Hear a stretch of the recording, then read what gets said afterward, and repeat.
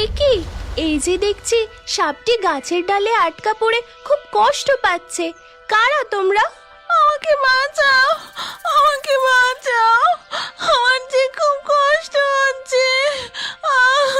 তিন মাথাওয়ালা জলপরি, আমার দিদিকে বাঁচাও, ওর উপর থেকে গাছের ডালটি সরিয়ে দাও। ঠিক আছে, আমি এক্ষুনি আমার জাদু শক্তি দিয়ে গাছের ডালটি সরিয়ে দিচ্ছি। এই কথা বলে তিন মাথাওয়ালা জলপরি তার জাদু শক্তি দিয়ে গাছের ভাঙা ডালটি সাদা সাপের উপর থেকে খুব সহজেই সরিয়ে দেয়। কিন্তু আঘাতের কারণে সাদা সাপটির গা কেটে গিয়ে রক্ত বেরোতে থাকে। ভাই, আমি একটু এগোতে পারছি না, আমার খুব ব্যথা করছে। তিন মাথাওয়ালা জলপরি, দয়া করে আমাদের বাড়ি পৌঁছে দাও, আমার দিদি যে আর চলতে পারছে না। আমি যে এই জল ছেড়ে স্থলভাগে উঠতে পারি না, না হলে আমি তোমাদের অবশ্যই বাড়ি পৌঁছে দিয়ে আসতাম। কিন্তু তোমরা চিন্তা করো না, আমি কিছু একটা ব্যবস্থা করছি।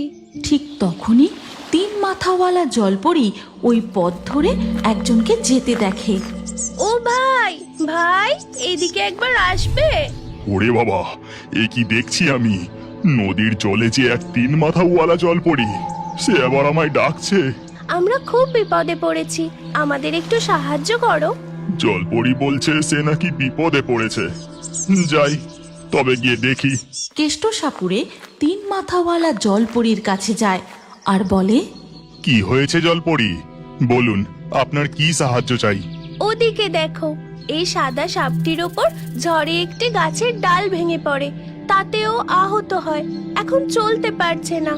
তুমি ওই সাদা সাপ ও কালো সাপ ভাই বোনকে ওদের মাটির ঢিবির কাছে পৌঁছে দিয়ে এসো। ও, এই কথা! আপনি নিশ্চিন্তে থাকুন, আমি এক্ষুনি ওদের মাটির ঢিপি পর্যন্ত পৌঁছে দিচ্ছি।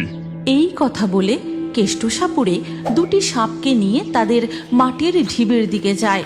কিন্তু সেখানে গিয়ে দেখে তাদের মাটির বাসাটা একদম নষ্ট হয়ে গেছে, সেখানে তাদের নাগিন মাও নেই। এবার আমি কি করি? ও সাদা সাপ, কালো সাপ, তোমাদের মাটির বাসাও যে ভেঙে গেছে, আর আশেপাশেও তো তোমার মাকে দেখতে পাচ্ছি না। ওদিকে ইচ্ছাধারী নাগিন তার বাচ্চাদের খুঁজতে খুঁজতে নদীর ধার পর্যন্ত এসে পৌঁছায়, আর সেখানে দেখতে পায় লাল রক্তের দাগ। রক্তের গন্ধ পেয়ে নাগিন চিনতে পারে যে সেটা কার রক্ত। আমার বাচ্চারা, আমার বাচ্চারা, তোদের সাথে কি হয়েছে? কে এমন নিষ্ঠুর কাজ করলো তোদের সাথে? আমি তাকে ছাড়বো না, আমি তাকে কিছুতেই ছাড়বো না। ইচ্ছাধারী নাগিনের কান্না শুনে তিন মাথাওয়ালা জলপরি জলের উপরে আসে। তারপর নাগিনকে পুরো ঘটনাটা বলতে থাকে। আমার অনুরোধ শুনে ওই লোকটি তোমার বাচ্চাদের তোমার মাটির ঢিবি পর্যন্ত পৌঁছে দিতে গেছে। আপনাকে অনেক ধন্যবাদ তিন মাথাওয়ালা জলপরি, কিন্তু আপনি যে অজান্তেই এক সাপুরের হাতে আমার বাচ্চাদের তুলে দিয়েছেন। সাপুরেরা যে সাপেদের শিকার করে। এই কথা বলে নাগিন দ্রুত তার ঢিবির কাছে ফিরে যায়, আর সেখানে দেখে তার বাচ্চারা ও সাপুরে সেখানে নেই। ততক্ষণে কেষ্টসাপুরে সাদা ও কালো সাপ দুটিকে নিয়ে তার বাড়ি ফিরে। গিন্নি, ও গিন্নি, তাড়াতাড়ি জড়িবুটির পাত্রটা এদিকে নিয়ে এসো। জড়িবুটির পাত্র? কি হলো গো তোমার? তোমাকে কোনো সাপে কাটেনি তো? না গিন্নি, দেখো, এই সাদা সাপটি খুব আঘাত পেয়েছে, রক্ত বেরোচ্ছে, তাড়াতাড়ি এর চিকিৎসা না করলে মারা যাবে। এরপর সাপুরে এক বিশেষ জড়িবুটি সাদা সাপটির ক্ষতস্থানে লাগিয়ে দেয়। ওদিকে তখন ইচ্ছাধারী নাগিন, আমি ওই সাপুরের শরীরের গন্ধ এই দিক থেকেই পাচ্ছি, ও এই পথেই হেঁটে গেছে।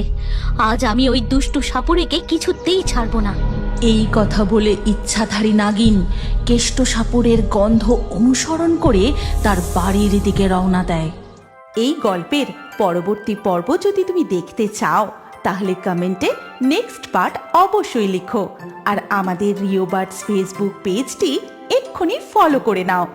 এই গল্পটি ভালো লাগলে লাইক করে শেয়ার করে দাও।